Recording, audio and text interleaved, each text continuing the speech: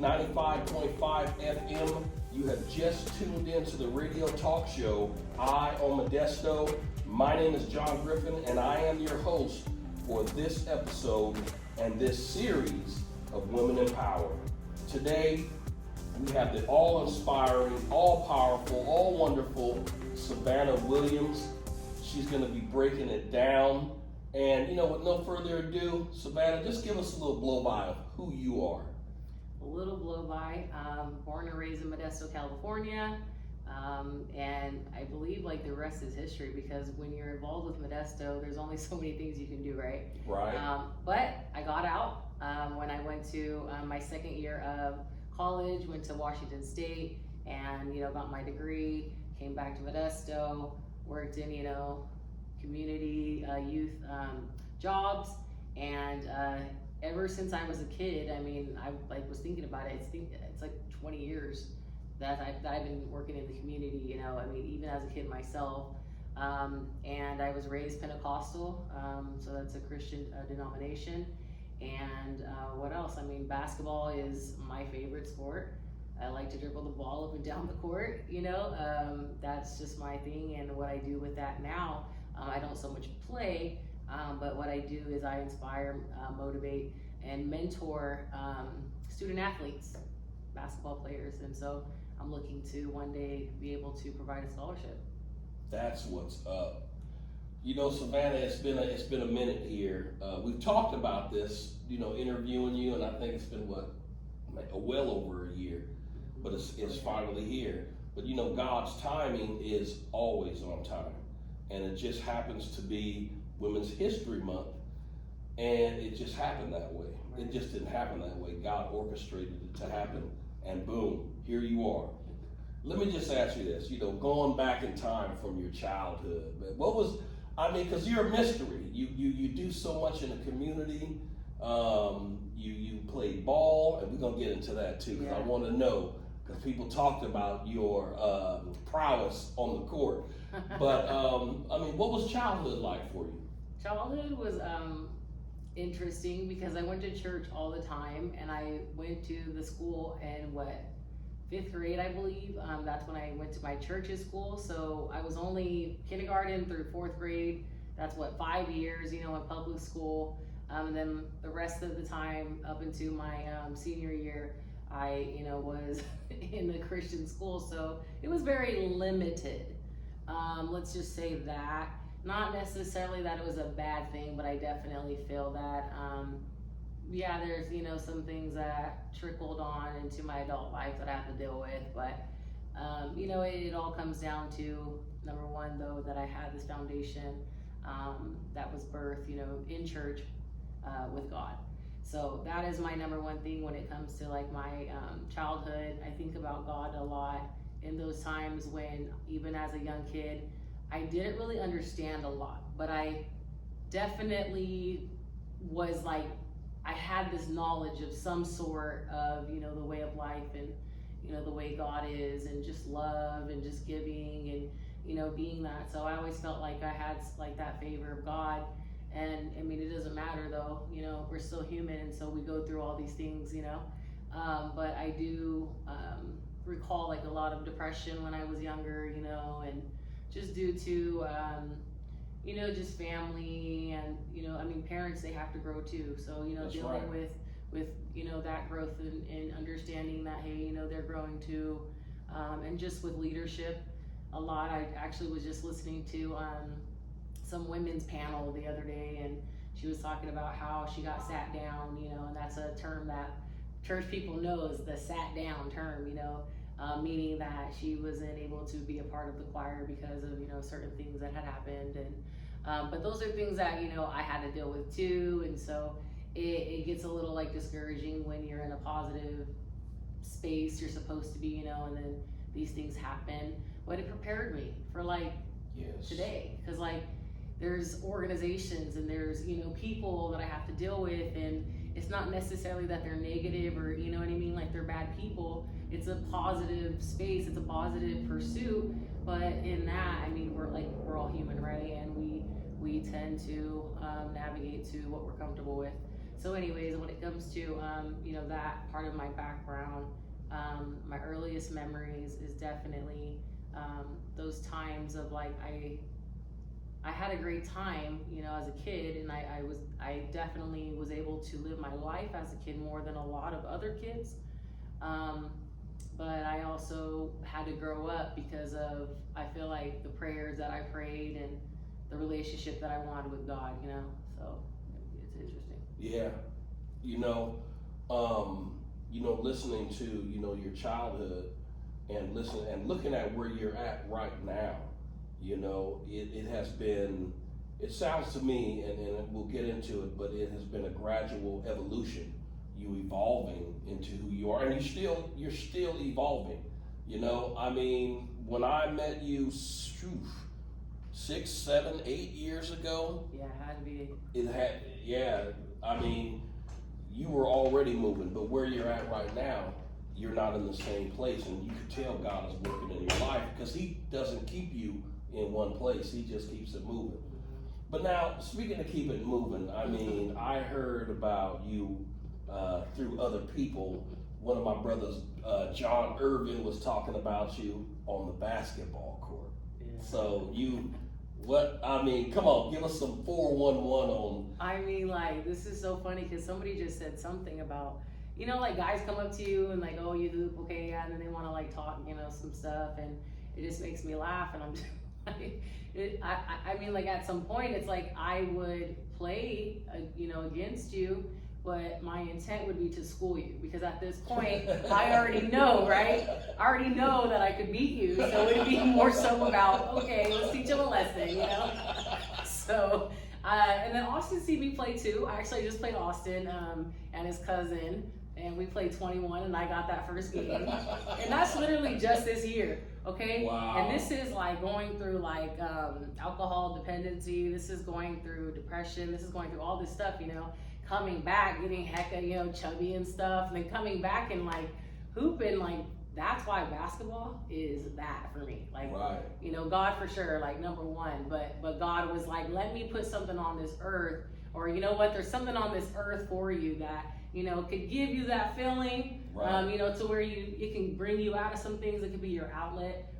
So yeah, that's basketball for me. But yeah, I got a cool little shot. Oh yeah, you know, we know you got skills because your name was brought up at Modesto Junior College. Oh yeah. And I'm like, oh okay. I'm like, she played basketball? They go, yeah, she was fired. Yeah. So you know, playing basketball. Now let me ask you this, because you know when you play sports, Right. It not only conditions your body, but it conditions your mind too. Where you're at right now, because you are a motivator, you're an entrepreneur.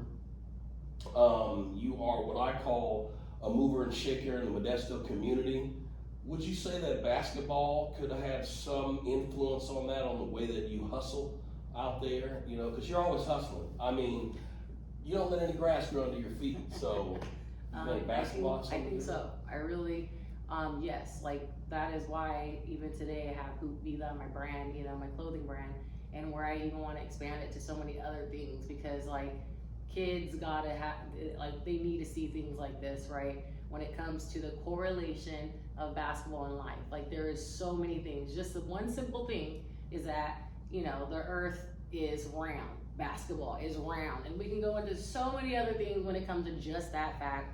But this is the you know, what I want kids and, you know, people, even adults. Like, what I'm thinking now is, like, I'm gonna inspire women my age to get back, you know, get in shape and do it through basketball. You know what I mean? So like there's always something, and that's pretty much what was going on with my mind, is, and the timing of everything is so correct, you know, with what you're saying, because I was just thinking that like, even to this day, like the reason why I am the way that I am is because of basketball.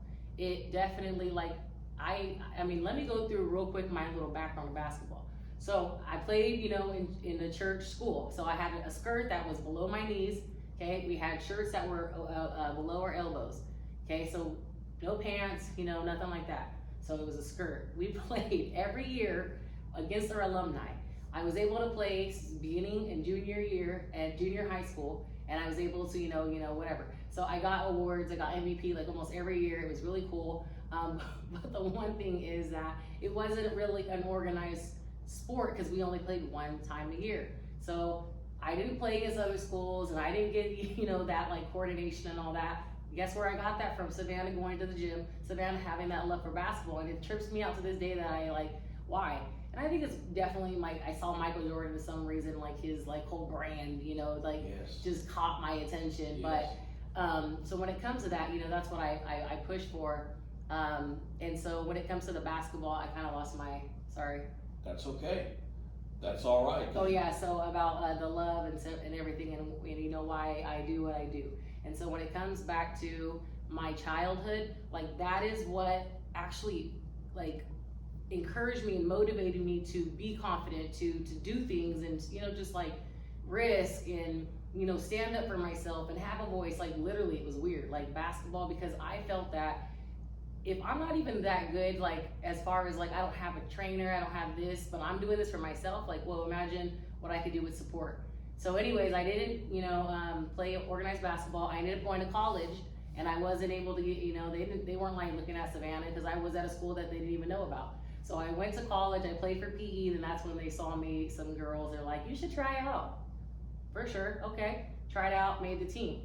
So that alone already, that's another thing in life that basketball has pushed me to the point of like, this is an impossible thing in some ways for the environment that you're in. But so that's why I feel like, yes, like along the way, now I am here to be like able to say it has still even to this day, because now it's a different story. It's not like, catapult, but it's bringing me back now. Right. It's like, oh, you know what? Like, you get back to that, once you feel that, the court, once you feel the ball, once you feel, yes. You're starting now to get back to life. And that's really where I'm at, like I haven't actually been to life, even when I've been helping and in the community and all this, like I was going through it, you know what I mean? Like, right. I mean, we all go through these things, right? But for years, but I just gave and gave because I feel like there was somebody else out there that was going through what I was going through, or, worse.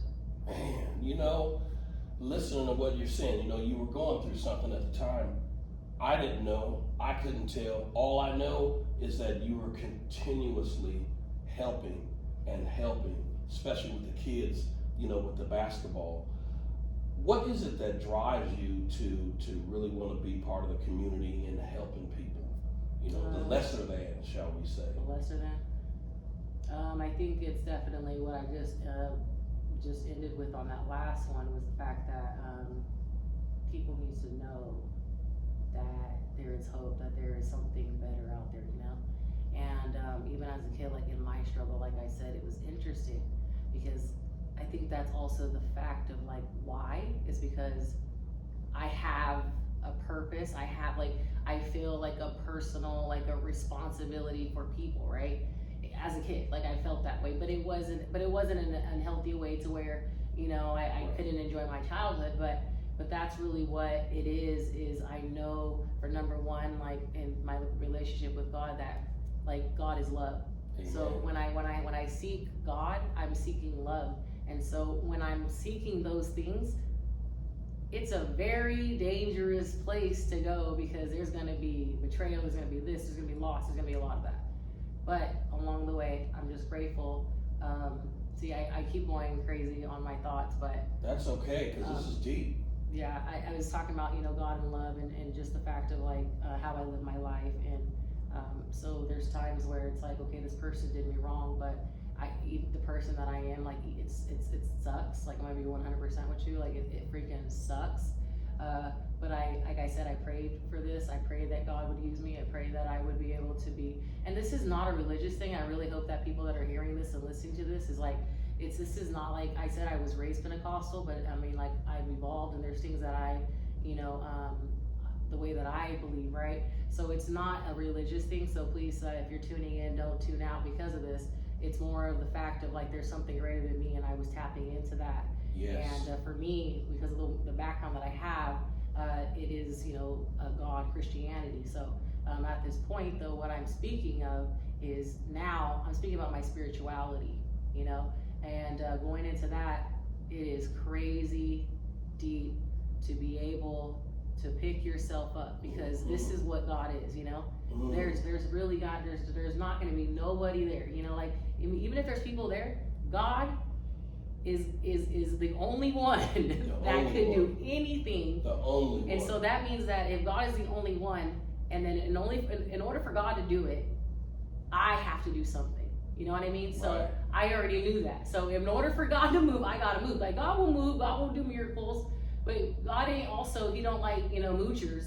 You know what I mean? God also don't, Real you know talk. what I mean? So it's like, Yes. we gotta work. And Yes. I've always been like, equip me, you know, give me the tools, like give me the right people. And now going into my life, that's what I'm looking for, the right people. Because I've messed up a lot with wasting my time with the wrong people. You know what? For you listeners out there, you just heard game, wasting time, you know, with the wrong people. And I gotta say this, Savannah. I mean, I've worked with you before on some of the projects, like with the NAACP, the NAACP graduation, and you were instrumental in putting those graduations together. You know, I have to commend you. At first I thought maybe she's military, because when you set your mind or you have something set, it's set. Where did you get those skills from? Because you organize so very well to the letter. Where did you get that gift from? So we were talking about like the, you know, the reason, my why sort of thing, and that also let me go back and tie it to my mom. My mom is like the sweetest person ever, the most beautiful person I know, okay? Then when it comes to the skill and dealing and delegating and organization, Jeremiah, my dad. You know what I mean? Like that guy definitely, and he's one of the guys that, what did they say, from your bootstraps, you know? Yep. He's that kind of guy, and so it's also, that's my influence, you know, and I've seen it day in and day out growing up, you know, like this guy is a worker. So everything that he has today wasn't because, oh, you know, he was the, what is it called? The golden child or something like that, you know, when it comes to like, you know, a black guy in the, you know, coming and wanting to do stuff. No, it was legit. Like this guy was working hard and, you know, putting himself in positions. And so that's really what I, you know, desire to do. So yeah, the skill part of it, definitely, I think that, you know, came from my dad even as I was born, you know? Yeah. So. You know, I can see your dad in you, but then again, I see you. Yeah. You know what I mean? I mean, your dad, he is something else. We're gonna have him on too. And I know that you're a chip off the block, but you are your own person though. I mean, and I gotta admire that. Everywhere I look, you're there. You know, you are you say you're the president for an organization called She Became? Yes, Man. I am. So She Became is an organization that services girls and women. And you know, the whole idea is obviously to bring these generations together because they both help each other. Like the young help the old help the young, and we work together. It's like these generational gaps we can be bridged, right? So that's pretty much what She Became is about. We just want to bring our young ladies, you know, to an understanding that, hey, like you are worth it, right? Like you can build yourself up. And then coming in as president, I was seeking professional development myself, so then that's what I wanted to build as well. And so not only, you know, working with our young ladies, but our women. And so the thing is that if we really focus on our women, right, and we focus on that professional development, we will always have some volunteers. We will always have women who want to be able to serve in any sort of way that they can. You know what I mean? So that's what I wanted to be able to build. I want to be able to build that so that we can, like, endlessly, constantly, without hesitation, you know, without anybody saying, oh, we don't have a team, or we don't have, you know, this, we don't have that. It would be great. So that's, yeah, my pursuit. And She Became 209 on Instagram. You guys can go ahead and shoot over there, even if you're a man. And that's one thing I like about John, is that he has supported She Became. And when it comes to women, like a lot of the times we're like, you know, showing up for, you know, for ourselves. But when the men come through, men like John, that's really appreciated. It's commendable. Yeah, I appreciate that. Yeah. I really appreciate that. You know, speaking of all your endeavors, you also are an entrepreneur. Yes. You have a business as well. Can you give us just a little insight on what your business is about? Yeah, so my business is called SWI Productions, and I'm excited about that. It's only been like about a year, but the one thing is that I do websites. Let me give you a general, like I said, John, because I do a lot. So I do media design and production. That could be anywhere from website to documents, like electronic documents and forms. It could be from videos to infomercials to, I mean, literally what we're doing right now, interviews, photography, flyers. I do a whole bunch of things when it comes to that. And I've done work. I've done the directory for the NAACP. It's a health and wellness services directory. I've done endorsement forms for my dad's campaign, and as well as Terry Withrow's. He's running for supervisor again.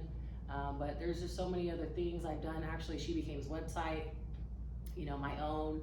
And so I'm really, into also the development. I was able to also help develop Lakeisha's coaching. Oh yeah, Lakeisha her McDonald. coaching website. Yeah. So I the way that I see it is that I'm a contributor, right? And I used to always think of like community as like not benefiting monetary, like with money, financially. Right. But that's not. There's also contributing.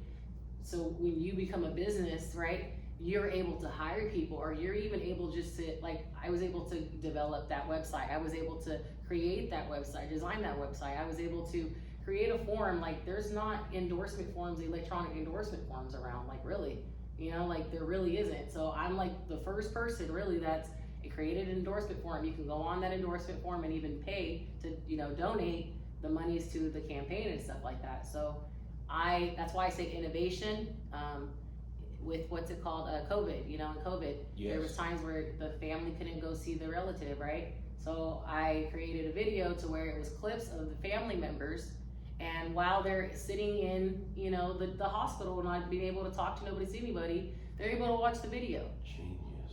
And so even now, like that could happen for a grandma that's, across the state, and you just want to surprise her with a nice gift, that you can keep, for a long time. So that's genius. What? And something just popped in my mind, and man, you better put a patent on this. What you have is almost like video therapy. I mean, if you think about it, someone in the hospital not able to get to their family, but they're with their family through the video. Yeah. Man, that's deep. Yeah. Yeah, you got skills, but speaking of skills, that's not the only thing you do. You also work with kids. You work with and it's something to do with basketball. Right. What is that about? So right now, this is another thing, yes, and I'm working with kids in both mentorship and community, but also business. So grind season, basketball center in Manteca, I am a part of that directing team. And I also do, as far as with my business, with SWI Productions, I do the social media content. So I manage that. I create and I post, and I do, it's called content writing as well. I do that as well, to where, I have writing skills as well. So I'll real quick, have something to come up with. But with grind season, I've actually been involved for years. And we did camps, we've done I think it's Europe? No, England. They came from England, I believe. And they came because he used to play out there. And so they were able to come a high school team and play against our, high school guys out here. And it's just like so many cool things that we do.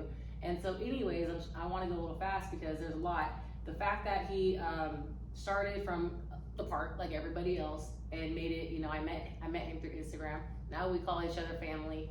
Amazing guy, amazing person, like really great. So now I'm able to come on, in this form. And so I definitely, I'm seeking partnership, because this is something that we don't really have in the Valley, to be honest. Like, actually, no, we don't. I think when I looked it up, we probably have one or two places, but they're not basketball specific. You know what I mean? So when it comes to that, I also coached Cardozo Middle School 2 years. Before the pandemic, and then it was last season, which was at the end of last year. Okay. Amazing, because that now I want to be able to follow those girls, right? But despite if I follow them to be able to go to their 9th grade year to Riverbank High, the great thing about it is that I want to be able to be their mentor throughout this time.